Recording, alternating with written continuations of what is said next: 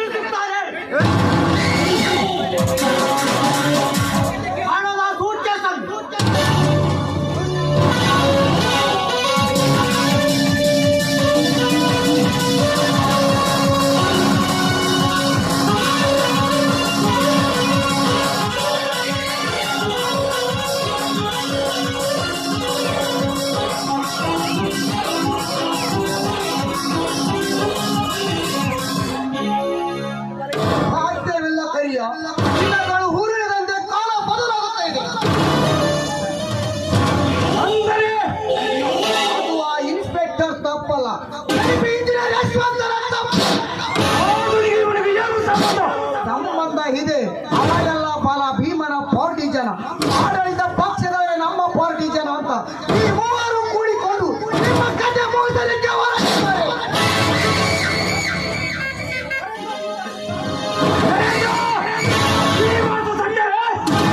ಅಷ್ಟೇ ಅಲ್ಲ, ನಿಮ್ಮ ಹೆಮ್ಮೆಲೆ ಪಂಡಿನಲ್ಲಿ ನಾನು ಕಟ್ಟುತ್ತಿರುವ ಸಭಾಭವನದಲ್ಲಿ ಮಾಡೋದಿಲ್ಲ ಅಂತ ಯಶವಂತ ಸ್ಪಷ್ಟವಾಗಿ ಹೇಳ್ತಿದ್ದಾರೆ. ಯಾವ ಮಾತಿನ ಅರ್ಥ? ಯಮನಿಗೆ ಯಮನಾಗಿ ನಿಂತಿರುವ ಈ ಹೆಬ್ಬೆವುಳಿ ಚಂದ್ರಗೌಡರಿಗೆ ಸಾಕಾಗುತ್ತಿದೆ. ಈಗ ಅದು ಕುರಿ ಮಾರಿ ಅಲ್ಲ, ಸಿಂಹದ ಮರಿ. ಕರೆಯೋ ಟೈಗರ್ ಪಾಟೀಲ್ಗೆ ನಾನಗಾಮಿಕವಾಗಿ ಕಾಲಿಸುವ ಸಿಂಹ ಆಳು ಎಷ್ಟು ಅಂತ ಎಲ್ಲಿದ್ದರು, ಎಷ್ಟು ಅಂತ ಬಲಭೀಮ ಎಲ್ಲಿದ್ದರು, ಎಲ್ಲ ತಂದು ಹಾಕು ನನ್ನ ಪಾದ ಕೆಳಗೆ ಅವಘಡನ ಆತ್ಮಕ್ಕೆ ಶಾಂತಿ. ನಿಮ್ಮರಿ ಊರಿ ಹಾಕಿ ಬದುಕಬೇಕಿತ್ತು ಅವರಿಬ್ಬರನ್ನು. ಹಿಡಿದು ತಂದು ನಿಮ್ಮ ಕೈವಶ ಮಾಡಿ ನಿಮ್ಮ ಆಸೆಗೆ ಅಮೃತ ಪಾನ ಕೊಡಿಸುತ್ತೇನೆ.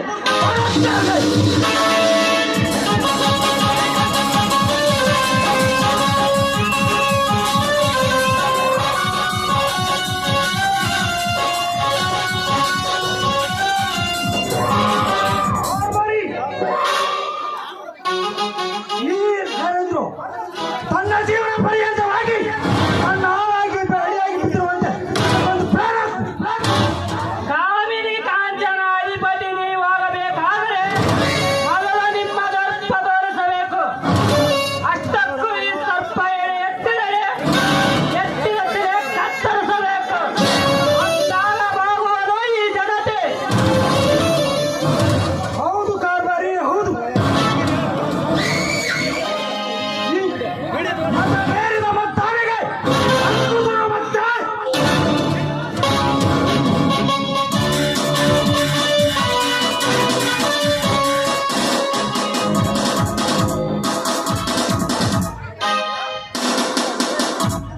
ನಮಸ್ಕಾರ ಶಾಸಕರಿಗೆ.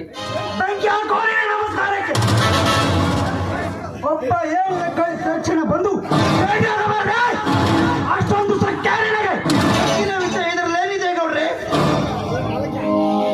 ದುಬೈ ಈ ಅವಳಿ ನಗರದಲ್ಲಿ ರೈತರ ಸಭಾಗಳು ಕರೆದಿರುವ ಈ ನರೇಂದ್ರನಿಗೆ ಬಿಲ್ಲು ಮಾಡಿದ್ರೆ ಅಂತ ಹೇಳಿದ್ರು. ಯಾಕೆ ನಾವು ಚೌರಸ್ 9 ಫೂಟಿನಲ್ಲಿ ನಿರ್ಮಾಣವಾಗಬೇಕೆಂದಿರುವ ಕೇವಲ ಬಿಲ್ಡಿಂಗ್ 40 ಫೂಟಿನಲ್ಲಿ ಕಟ್ಟಿಸಿ 3 ಫೂಟ್ ಎತ್ತರಕ್ಕೆ ಸ್ಟೇಟ್ಮೆಂಟ್ ಹಾಕದೆ ಎಲ್ಲ ಮಣ್ಣಿನಿಂದ ಕಟ್ಟಿ ಬೀಸಿದ ಈ ಕೆಲಸಕ್ಕೆ ಬಿಲ್ ಪಾಸ್ ಮಾಡೋದೇ ಯಾರು ಮಾಡ್ತಾರೆ?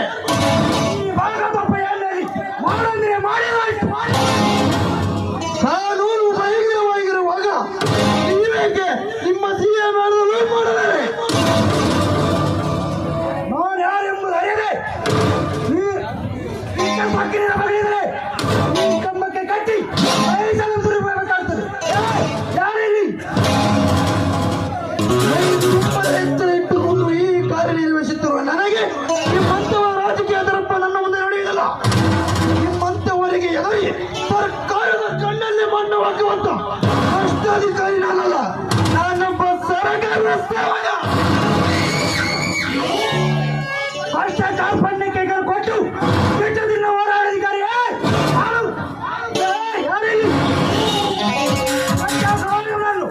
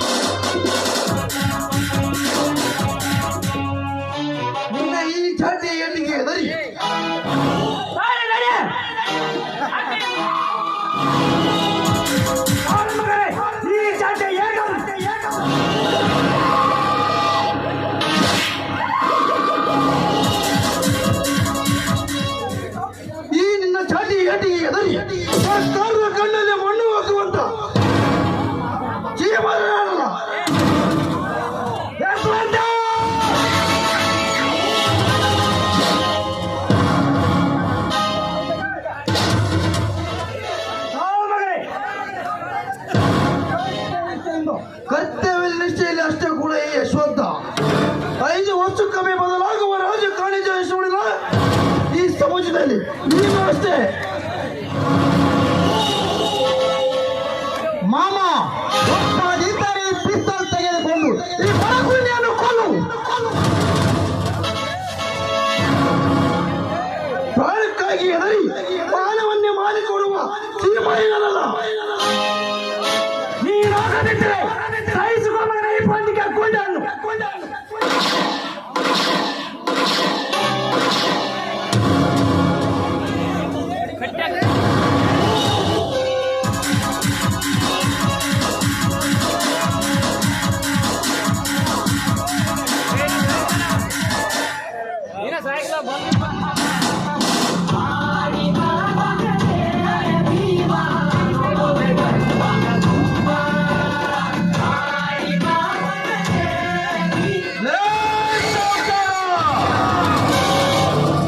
ಗುರಿ ತಪ್ಪಿಸಿ ನಿಲ್ಲೋ ಆರಾಮಕೋರ. ಏನೋ ಸಾವುಕಾರ, ನಿನ್ನಲ್ಲಿ ಬಂದೂಕಿದೆ ಅಂತ ಈ ಇಬ್ಬರ ಪ್ರಾಣಿಗಳನ್ನು ಕೊಲ್ಲಕತ್ತೀಯ. ಲೇ ಗೌರ, ಈ ನಿನ್ನ ಗುಂಡಿಗೆ ಪ್ರತಿ ಸಿಡಿಗುಂಡಾಗಿ ನೀನು ಕಣ್ಣು ಗುರುಳಿಸದ ಎಡೆ ಎತ್ತಿ ನಿಂತಿದೆ ಎಂಬುದನ್ನು ಮಾತ್ರ ಮರೆಯಬೇಡ. ಏನೋ ಚಂದ್ರೇಗೌಡ, ಈ ನಗರಕ್ಕೆ ನಾನೇ ಚಕ್ರವರ್ತಿ ಎಂದು ನಿಂತವರನ್ನು ಕಟ್ಟಿ ಹೊಡೆಯುತ್ತಿರುವೆಯಲ್ಲ, ಯಾಕೆ? ಇದನ್ನೆಲ್ಲ ಕೇಳೋದಕ್ಕೆ ನೀನ್ಯಾರು? ಎಲ್ಲದಕ್ಕೂ ನಾನು ಯಾರೆಂದರೆ ಕತ್ತರಿಸಿ ಹೇಳುವೆ. ಅನ್ಯಾಯಗಳ ವಿರುದ್ಧ ಹೋರಾಟ ಮಾಡುವ ಈ ನಗರದ ನಾಯಕ, ಅರ್ಥಾತ್ ಹೋರಾಟ ನ್ಯಾಯ ಸಮಿತಿಯ ಅಧ್ಯಕ್ಷ. ಅಲ್ಲ ಭೀಮ! ಇದಕ್ಕೆ ಬೇಕು ಇಷ್ಟು ಉಂಬುತನ? ಸಂಬಂಧಿಗಳ ಮೇಲೆ ಭಾರ ಹಾಕಿ ಸಂಬಂಧಿಗಾಗಿ ನಿನಗೆ ದುಃಖ ನೀಡುತ್ತೇನೆ. ಕತ್ತರಿಸಿಕೊಳ್ಳಬೇಡ, ಒಮ್ಮೆಲೆ ಹೋಗಿ ಬಿಡು ಇಲ್ಲಿಂದ. ಸಾವುಕಾರ, ಹಾಗೆ ಬಂದು ಸುಮ್ಮನೆ ಹೋಗಲಿಕ್ಕೆ ಬಂದಿಲ್ಲ ಸಾವುಕಾರ. ಈ ಬಲ ಭೀಮ ತಲೆ ತೆಗೆಯುತ್ತೇನೆಂದು ಬಗಳುವ ನಿಮ್ಮ ತಲೆ ತೆಗೆಯಲು ಬಂದಿದ್ದೇನೆ. ಮರ್ಯಾದೆಯಾಗಿ ನೀನು ನನ್ನು ಬಿಡದಿದ್ದರೆ ತಿರುಗಿ ನಿನ್ನನ್ನೇ ಈ ಸರಪಳಿಗೆ ಕಟ್ಟಿ ಹೊಡೆಯಬೇಕಾಗುತ್ತದೆ ಮಗನೇ. ಎತ್ತರ! ಏ ಭೀಮ! ಈ ಭಾಗದ ಪ್ರಶಾಸಕರಾದ ನನಗೆ ಬಲಿದಿನದ ಪ್ರವೃತ್ತಿ ಆ ಮಗನೇ. ಈಗಲೂ ನಿನ್ನನ್ನು ಕಡಲಕ್ಕೆ ಕಟ್ಟಿ ಮತ್ತೆ ಬಯಸಲು ಸುರಿಬೇಕಾಗ್ತದೆ. ಎತ್ತರ! ಏಯ್, ಯಾರಿಲ್ಲಿ?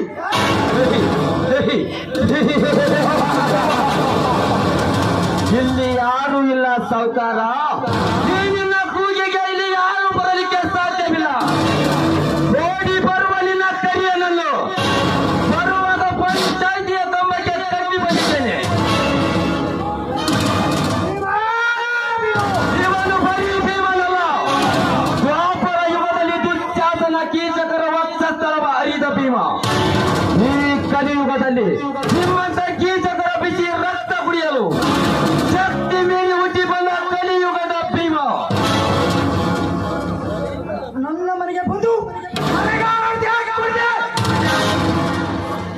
ಲೇ ಸಾವುಕಾರ, ಸತ್ಯದ ಮಾತಿಗೆ ಉತ್ತರ ನೀಡುವ ನನಗೆ ನಿನ್ನ ಮನೆ ಏಕಲೇ, ಅದರಲ್ಲಿ ನಿಮ್ಮ ಅಪ್ಪನ ಅಂಜಿಕೆಯು ನನಗಿಲ್ಲ. ಏನೋ ಸಾವುಕಾರ, ಸರ್ಕಾರ ನಿಗದಿಪಡಿಸಿದ ಮಾಪನ್ನು ಬದಲಾಯಿಸಿ ನಿನ್ನ ಮನಸ್ಸಿಗೆ ಬಂದ ಹಾಗೆ ಬಿಲ್ಡಿಂಗ್ ಕಟ್ಟಿಸಿ ಸರ್ಕಾರದ ಪೂರ ಬಿಲ್ ತೆಗೆದುಕೊಳ್ಳಲಿಕ್ಕೆ ಅದೇನು ನಿಮ್ಮಪ್ಪನ ಸ್ವತ್ತಲ್ಲ. ಅದಕ್ಕಾಗಿ ಈ ಅಧಿಕಾರಿಯನ್ನು ಕಟ್ಟಿ ಹೊಡೆಯುವ ಅಧಿಕಾರವು ನಿನಗಿಲ್ಲ. ಮರ್ಯಾದೆಯಿಂದ ನೀನಿವನನ್ನು ಬಿಡದಿದ್ದರೆ ನಾಗರ ಹಾವಿನಂತೆ ಎತ್ತಿ ನಿನ್ನ ಕಟ್ಟಿಕೊಳ್ಳಬೇಕಾಗುತ್ತದೆ. ಎತ್ತರ ಮಗಳೇ! ನನಗೆ ಎತ್ತರ ಇಲ್ಲ. ಏ ಭೀಮ!